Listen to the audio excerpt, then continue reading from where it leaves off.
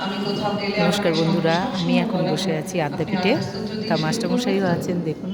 তো শুধুমাত্র আজকে আমি বাবাকে বলছিলাম যে বয়স বাড়ার সঙ্গে আজকে সঙ্গে কিন্তু আমি মন্দির দেখলাম প্রতিষ্ঠা যে এটা দিবস, তাই শুধু স্বাগতা মন্ত্র নয়, লক্ষ্মীদের এসছেন এটা শুধু আর গান সঙ্গে নয়, ঠাকুর মাস্টারমশাই এটা বসে একটা আছে। দুরন্ত ওষুধ, একটা মেডিসিন। আর সেই মেডিসিনের এফেক্টে আমি নিজে অ্যাফেক্টেড নয়, এফেক্টেড। কেন?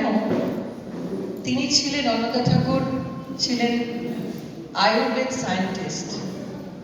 তো সায়েন্স এবং আধ্যাত্ম এই দুয়ের মিলনে, মানে ঈশ্বরের হাতিয়ার হচ্ছে আধ্যাত্ম এবং বিজ্ঞান। আমি বাবার সামনে বসে বসে অনেক কথা বলছি, বাবা জানেন যে তার একটা পাগলি আছে। তো সেই পাগলের রিয়েলাইজেশন অনুযায়ী বলছি, এটা আমার একেবারে যাকে বলে মন রিয়েলাইজেশন, মানে আমার শুধুমাত্র নিজের মত, নিজের ভালোবাসা, যে এই আত্মাস্তোত্র শুধুমাত্র ভক্তির নয়, এর সঙ্গে একটা বিজ্ঞান আছে। আমি নিজে অনুভব করেছি, আমি ফিল করেছি যে আত্মাস্তোত্র পাঠ করলে নানান শরীরের নানান রকম অঙ্গ, আমাদের তো পুরোটাই নাড়ি নিয়ন্ত্রণ করছে, সেই নাড়িতে ধাক্কা দেয়, যেরকম করে পিন ফুটিয়ে নিউরোলজিস্টরা ফুটিয়ে ফুটিয়ে বিভিন্ন আমাদের নার্ভকে সারা জাগান।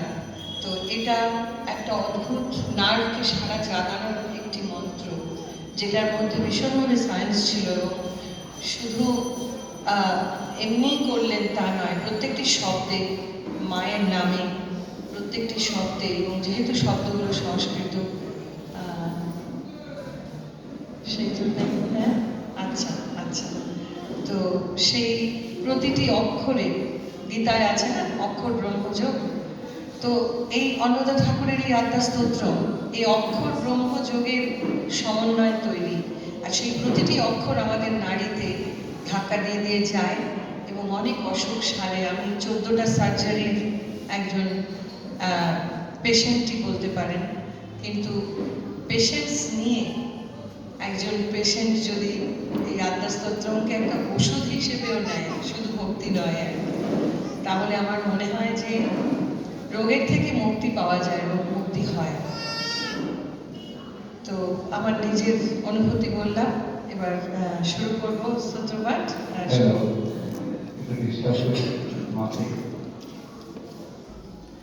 দেখুন, স্তবের মধ্যে আছে মৃত্যু ব্যাধি ভারতবর্ষ নাস্তি কিঞ্চিৎ কলৌজিনী। আমরা যে বিভিন্ন তীর্থ যাই, এই স্তবটা প্রথম কি বলতে কারোর লেখা নয়। এই স্তব আত্মা বলছে, অন্নদা ঠাকুর লিখছে। কিন্তু মা 2-4 লাইন চেঞ্জ করেছেন।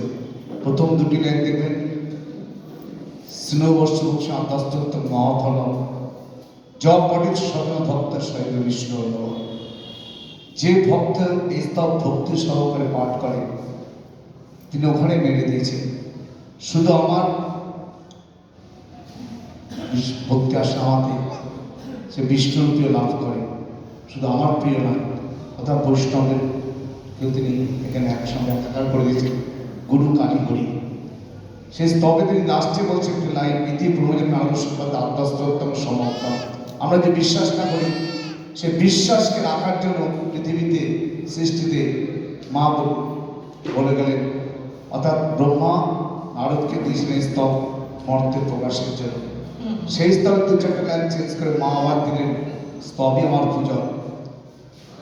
আমি কোনো কিছু শাস্ত্র, কেবলমাত্র শাস্ত্র বিরুদ্ধ পূজা চাই তা নয়, সরল প্রাণ উপাসনা আমার পুজো।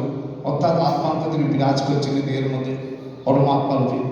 তাকে নিবেদন করা, মা তুমি খাও, যা বস্ত্র ধারণ করে মা তুমি গ্রহণ করো। কেউ যে আমার সঙ্গে আত্মস্তব করবে, বিশেষ সন্তুষ্ট হয়ে আমার স্তব যে থাকবে তার। তাই আসুন আজকের এই পূর্ণ দিনে, আজকের মন্দির প্রতিষ্ঠা দিবস, শ্রদ্ধেয়া মাকে আরেকজন দক্ষিণ আদ্যাপীঠের সাধারণ সম্পাদক ট্রাস্টির পূজ্যপাঠ বলছেন রয় ভাই সম্মান জানিয়ে নিচ্ছেন। মায়ের প্রসাদী দিয়ে একটাই চাহিদা, মায়ের প্রসাদে আর কোনো কিচ্ছু না। কত বড় অনুষ্ঠান ছেলে উনি এসেছেন এখানে, সেখানে আমার 10-15 মিনিট টাইম দিয়েছেন শুধু মাকে কতটা ভালোবাসতে, ভালোবাসেন সব। তাই আসুন শ্রদ্ধা মাতার শ্রদ্ধাঞ্জলি মায়ের ঠাকুরের গুরুচরণে নিবেদন করছেন। অনেক ধন্যবাদ, অনেক ধন্যবাদ। খালি আমি তোমার কথা সুরে সুর মিলিয়ে এগেনস্টে নয় বলি যে আমি কিন্তু বদল করিনি। শুভ বলেছেন যে মা বদল করেছেন, বদল করিনি। শুভ বললেন যে মা বলেছেন, অন্নদা ঠাকুর লিখেছেন, আর কাউকে দিয়ে তো হতো না, ওনাকে দিয়েই কেন। আমি আরো একটু মূলে ঢুকতে চাইছি।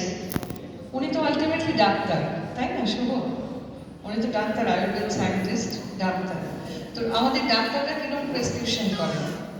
ওষুধটা লেখেন, তার আগে লেখেন twice a day, thrice a day, 4 Times a day, বা আরও কিছু ইনস্ট্রাকশন।